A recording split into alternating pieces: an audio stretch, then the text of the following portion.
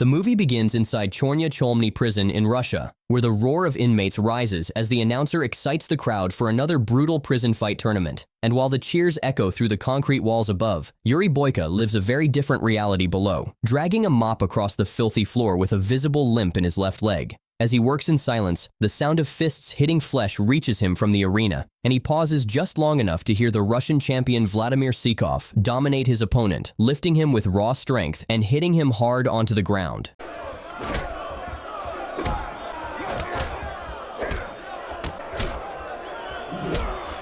Then he locks a crushing headlock around his neck, squeezing until the man goes limp and collapses unconscious. The victory sends the spectators into chaos, and Vladimir Sikov stands tall as guards clear the ring. Warden Marvok joins in the celebration alongside Gaga, the most powerful Russian mafia boss, who watches with satisfaction because his money rides on Vladimir Sikov's victory. As the celebration fades, Gaga and Warden Marvok walk through a dim corridor where Yuri Boyka continues wiping the floor without looking up. And when Yuri Boyka quietly mentions that a bill has fallen, Gaga dismisses it as charity and tells him to keep it. But Yuri Boyka shows no interest in the money and simply walks away toward his cell. It is only then that Gaga notices something familiar in the way the man moves and carries himself, and despite the beard, the dirt, and the broken posture, he recognizes Yuri Boyka, the once feared fighter who made him a fortune in the past. The following day,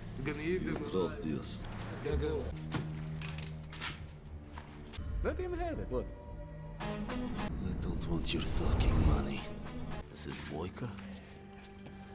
Brings no relief for Yuri Boyka, as he is summoned and informed that his parole request has been denied, not for a few years, but for another 15 long years, sealing his fate within the prison walls. The news hits him harder than any punch ever could, yet instead of breaking him, it ignites something buried deep inside, and he returns to his cell with a quiet resolve.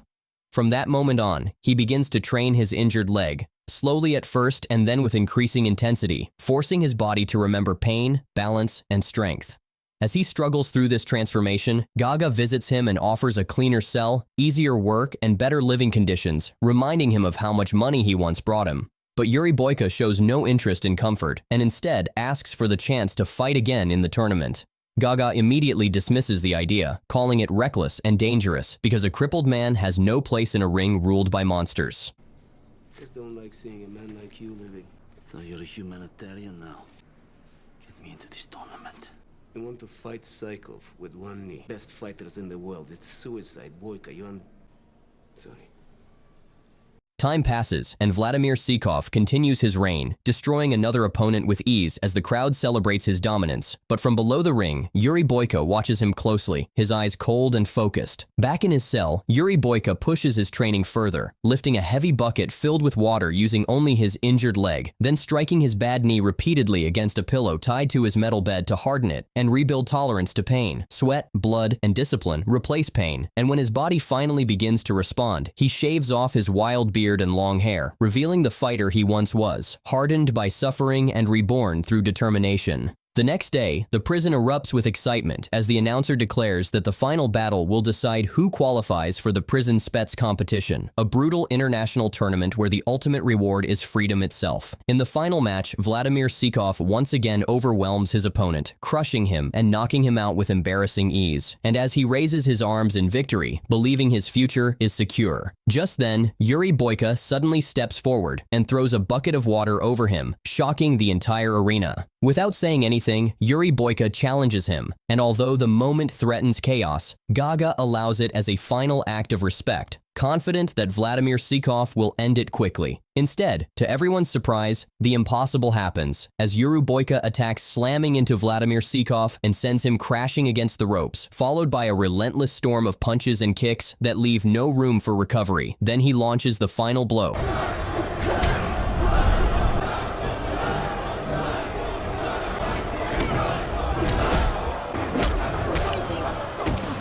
A devastating kick to the abdomen folds Vladimir Sikov in half and launches him out of the ring, unconscious and broken. Silence turns into disbelief and then into chaos, because against all imaginations, Yuri Boyka earns the right to advance and is selected to compete in the prison Spets competition.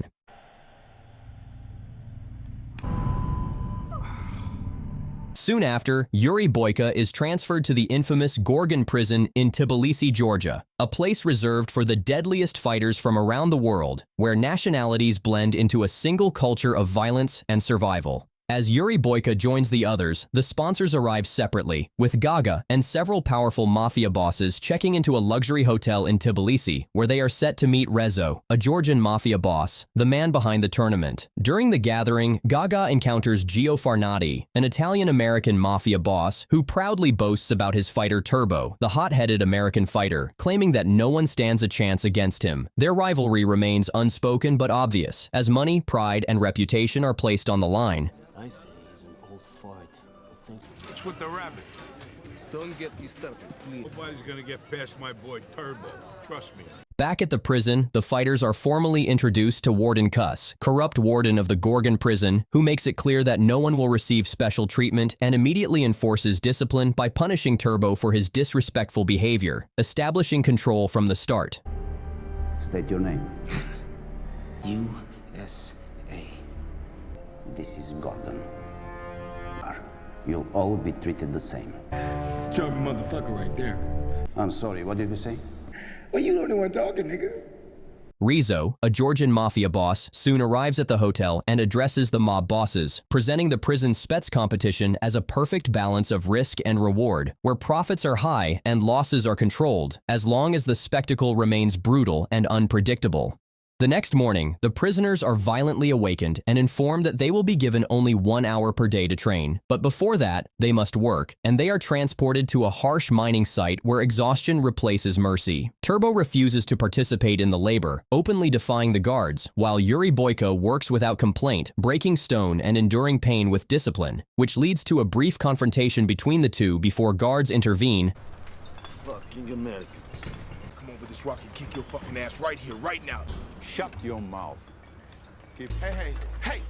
I'm talking to you. And separate them. High above the mine, another fighter named Raul, the psychotic Colombian fighter, observes everything calmly, reciting poetry to himself while remaining untouched by the harsh labor, presenting his special status. Back inside the prison, Yuri Boyka trains relentlessly with a punching bag, focusing on timing and control, while Turbo lifts heavy weights nearby. During this time, Yuri Boyka notices tattoos of children on Turbo's chest, hinting at a life beyond violence. Meanwhile, You just saw your lights go out. Time will come. Raul enjoys a cleaner, better cell, where Warden Kuss personally visits him and hands over a box filled with performance-enhancing drugs, confirming that the system is already rigged in his favor. That night, while Yuri Boyka kneels in prayer within his cell, Raul is brought into the main ring to spar against multiple prisoners, and he dismantles them effortlessly with terrifying strength and precision, proving that he is one of the most dangerous fighters in the tournament.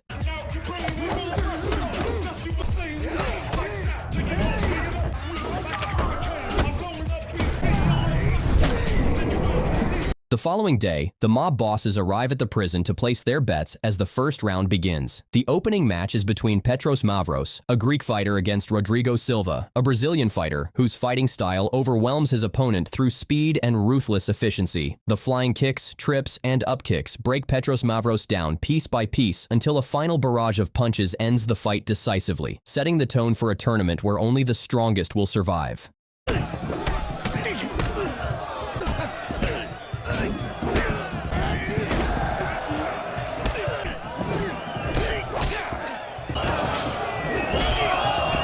The next match begins with Turbo stepping into the ring against Andre Kreitz, a Croatian fighter, and from the very first moment Turbo takes control by relying on sharp boxing instincts, throwing lightning-fast jabs and compact hooks that snap Andre Kreitz's head back and force him into retreat. The crowd senses an early finish, yet Andre Kreitz adapts quickly, shifting his stance and answering the punches with well-timed kicks that slice through the air and disrupt Turbo's rhythm, forcing him to rethink his approach. For a brief stretch, the balance tilts as Turbo absorbs punishment and struggles to close distance. But his experience soon shows, and he tightens his guard, slips past the kicks, and begins neutralizing Andre Kreitz's attacks with disciplined footwork and head movement. As the Andre Krite slows, Turbo regains momentum and presses forward with calculated pressure, and in a final exchange, he lands a clean hook that snaps Andre Krite's jaw sideways and sends his mouthpiece flying across the ring, ending the fight in emphatic fashion and securing Turbo's place in the next round. Soon after, Yuri Boyka enters the ring to face Jean Dupont, a French fighter, whose confidence fades almost immediately once the fight begins, because he cannot match Yuri Boyka's pace or understand his style. Yuri Boyka blends wrestling with savage kicks, dragging the fight into uncomfortable positions and tearing away his opponent's balance and composure. Each kick lands with cruel precision, rattling teeth loose and breaking resistance, and the Jean Dupont's movements grow slower and more desperate as pain overwhelms him.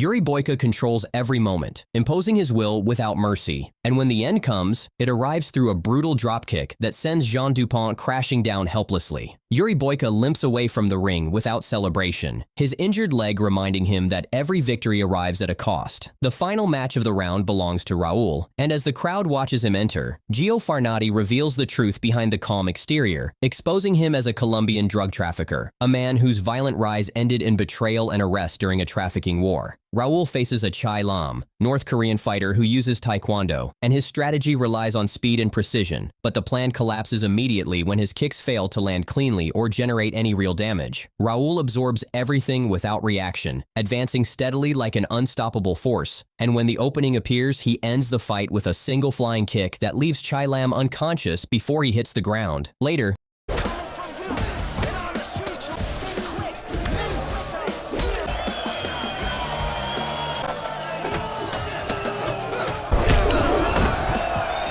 the defeated fighters gather in the washrooms, injured and broken as they attempt to recover, believing their suffering has ended. But Warden Kuss arrives with a cold efficiency and informs them that their time in Gorgon prison is finished and that they will be transferred to a remote location for pickup by their escorts. Instead of freedom, they are taken to an isolated facility where they are executed without hesitation.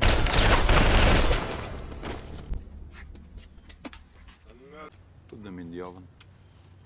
A day later, the mine becomes the stage for rising tension once again, as Yuri Boyka and Turbo work side by side under the harsh sun and choking dust. When Turbo attempts casual conversation, Yuri Boyka responds with a sudden strike that ignites a fierce brawl. The two men clash with equal intensity, exchanging blows and refusing to yield, while the guards watch without intervening, allowing the violence to unfold until the fight collapses to the ground. Only then do the guards step in, dragging both men away,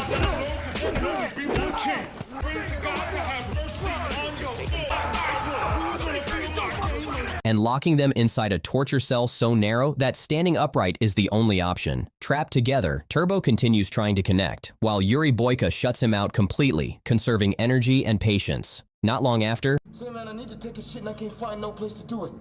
I think you should fucking hang yourself. You can't fucking tell me your name, man. Somebody let me out, this motherfucker! their sponsors arrive and bribe the guards to secure their release. And when they learn that their fighters are being subjected to brutal labor, outrage erupts. They storm into Warden Kuss's office, demanding answers, but Warden Kuss stands firm, supported by Rizzo, who calmly explains that the entire competition has been engineered to favor Raul. He reminds them that the system guarantees massive profits with minimum losses, as long as they accept the reality and place their bets wisely. Faced with greed and opportunity, Gaga and Gio Farnati abandon their anger and embrace the proposal, and the meeting ends with renewed commitment to the scheme. The following day in the mines, Yuri Boyka and Turbo are paired together once more, and tension flares again. But before it explodes, Turbo urges restraint, understanding that another fight will only lead back to punishment. He convinces Yuri Boyka to save their aggression for the ring, and with reluctant agreement, they work together in silence. During the shift, Turbo notices something strange, as Raul is no longer observing from his usual spot, but instead hides in his room, injecting steroids directly into his neck, reinforcing the truth behind the rigged tournament. You see me move? You move with me. Give me a warning, and I'll move with you. I'm going to move now. You want to do this again? You want to end up in the motherfucking hole? Fine. Back in the prison mess, Turbo attempts to understand Yuri Boyka by talking about his past, questioning about the crimes that led him here. But Yuri Boyka offers no clear answers, keeping his history buried. Despite this, an unspoken bond starts to form, shaped by shared hardship and mutual respect. Later, while working in the mine, Turbo expresses despair over the fixed nature of the tournament, realizing that skill alone may not be enough. But Yuri Boyka remains unmoved, because for him the fight is not limited to the ring, and the true battle extends beyond fists and rules, reaching those who manipulate fate from the shadows. Winning takes many things. Who can survive? Survive what? In here, the people you fight. When they return, exhaustion weighs heavily on Turbo, yet Yuri Boyka heads straight to the gym to train, ignoring pain and fatigue, which surprises Turbo and slowly pushes him to follow the same path. As they train, Warden Cuss watches them from a distance, noting the connection and dangerous potential growing between them. Meanwhile, Gaga and Gio Farnati, outside the prison walls, selling assets and pulling strings to gather more money, all of it destined to be placed on Raul. The next morning reveals the depth of corruption, as Raul enjoys a premium breakfast served without restriction, while Yuri Boyka and Turbo are denied even the standard meal and sent directly to the mines with empty stomachs. Turbo burns with anger, but Yuri Boyka reframes hunger as preparation, turning suffering into discipline. It's a fucking joke. We can say this is work, or we can say this is training. And together, they transform the brutal labor into strength and endurance training. When Yuri Boyka's injured knee flares with pain, Turbo finds a therapeutic herb among the workers and offers it to him, helping ease the damage and strengthening their alliance. Later during lunch, Turbo reveals the meaning behind the tattoos on his chest, showing that his family is the force driving him forward and giving purpose to every punch he throws. Have, children? Yeah. Boy and a girl. Yuri Boyka reflects inwardly, believing that fighting itself defines his existence, because he sees himself as the most complete fighter alive, gifted by God, with an ability that must not be wasted or abandoned. You have to win. God has given me a gift. I am the most complete fighter. As the semifinals approach, Gaga secretly places another bet, doubling down on the outcome he believes is guaranteed, while Yuri Boyka prepares quietly, rubbing Turbo's given herb into his knee, focusing his mind and body for the next challenge. The stage is then set for an explosive clash between Yuri Boyka and Rodrigo Silva, a Brazilian fighter who uses capoeira. The fight between them unfolds at a furious pace, as Rodrigo Silva relies on his capoeira movement to stay light on his feet, slipping past Yuri Boyka's strikes and bending his body at strange angles to confuse timing and distance. For a moment, it seems to work, because Rodrigo Silva nearly traps Yuri Boyka in a tight armbar that threatens to end the fight early. Yuri Boyka reacts on instinct and experience, twisting his body through pain and pressure until he breaks free, and once he escapes, his patience disappears and his aggression increases sharply. The exchanges become heavier, and during one clash, Rodrigo Silva lands a sharp strike on Yuri Boyka's damaged knee, forcing a visible reaction that sends pain through his body and briefly slows him down. From across the arena, Raul notices this weakness immediately. Yuri Boyka grits through the pain, steadies himself, and pushes forward with renewed violence, unleashing crushing kicks that batter Rodrigo Silva's body and drain his resistance. And when the opening presents itself, Yuri Boyka drags the fight to the ground and locks in a triangle choke, forcing Rodrigo Silva to submit as the crowd erupts. After the fight, concern spreads among the organizers, as Rizzo begins to see Yuri Boyka and Turbo not as assets, but as threats that could destabilize his controlled system. That Russian Boyka, too strong or inadequate. I will step up my efforts. To restore balance, Warden Cuss orders his guards to make an example of Turbo, and that same night, Turbo is heavily beaten, his body left swollen and broken to remind him of his place. The following morning, Yuri Boyka eats alone in the mess hall, thinking something is wrong, and when he checks Turbo's room, he finds him barely able to stand, bruised and struggling, yet he is still burning with resolve, promising that he will recover in time to face Yuri Boyka in the ring if fate allows it. Later, Yuri Boyka trains alone, forcing his injured leg to endure more punishment. Raul approaches him with a calm arrogance, mocking his fall from glory, and reminding him of the distance between a forgotten underground fighter and a man favored by power. Yuri Boyka responds without restraint, throwing back insults sharpened by truth and pride, and Raul eventually leaves, but not before making it clear that Turbo's life will be the price of defiance when the time comes.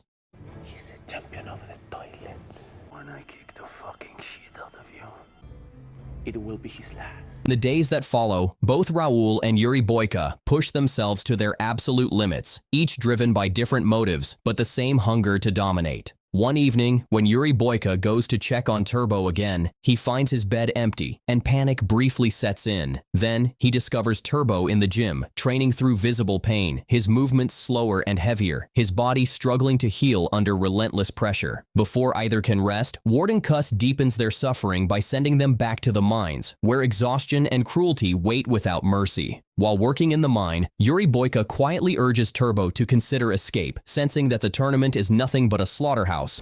You will not survive the fight tomorrow. There is no honor in dying for money. But Turbo resists the idea, believing that running would stain his honor forever. Fucking lose. Just fucking go home. However, their belief cracks when the old man who distributes food finally reveals the truth, explaining that all defeated fighters are executed and that no one truly leaves this place alive. The revelation changes everything, and Yuri Boyka acts quickly, attempting to break their chains with a heavy sledgehammer, but the tool snaps uselessly, alerting the guards. Chaos erupts as the guards attack, yet Yuri Boyka and Turbo fight back with desperation. In the struggle, Yuri Boyka manages to steal a set of keys from a fallen guard and unlock Turbo's chains.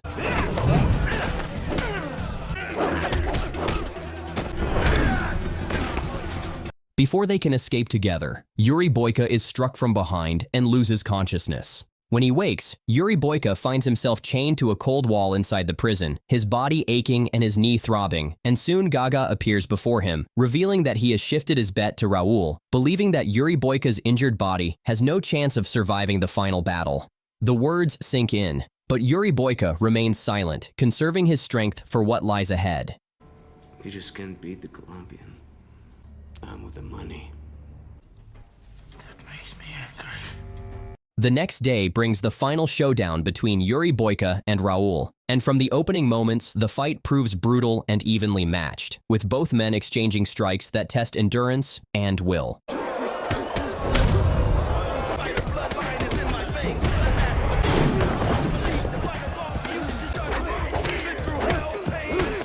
The momentum swings back and forth until Raul lands a crushing kick that rattles Yuri Boyka and leaves him dazed. And as Yuri Boyka tries to answer back, Raul seizes his leg and snaps it violently, worsening the existing injury. From that moment, Raul targets the knee relentlessly, chopping it down with savage leg kicks until a final kick sends Yuri Boyka flying out of the ring and crashing hard below.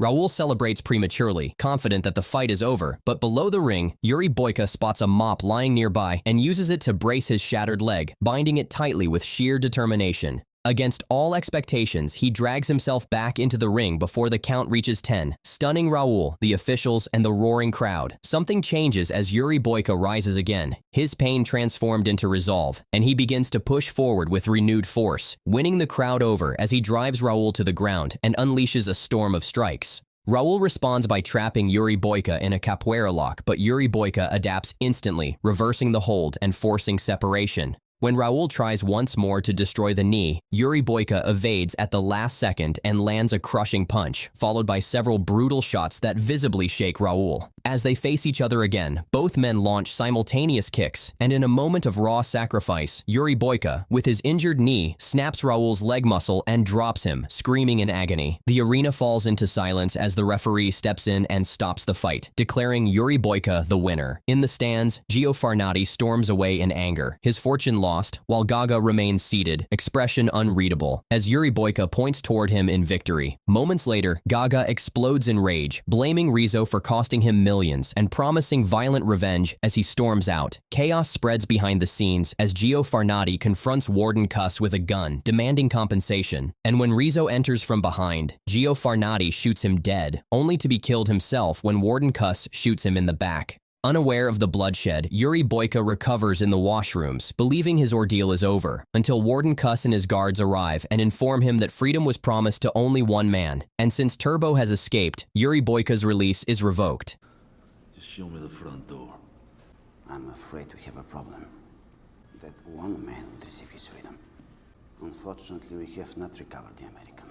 He is taken under the excuse of transport back to Russia, but instead is brought to the remote execution site, where Warden Kuss praises his fighting spirit while preparing to kill him. At the final moment, gunshots ring out from the darkness, and Warden Kuss and his men fall as Turbo emerges from the shadows, alive and free. Turbo helps Yuri Boyka into a waiting car, where Gaga sits calmly and hands Yuri Boyka a briefcase filled with cash, revealing that he ultimately placed his bet on him, trusting that true greatness survives injury and betrayal. Turbo plans to work for Gaga and return to his family, while Yuri Boyka asks to be let out on the road ahead. Before parting, Yuri Boyka and Turbo finally exchange their names and promise that one day they will fight again, not as prisoners, but as free men.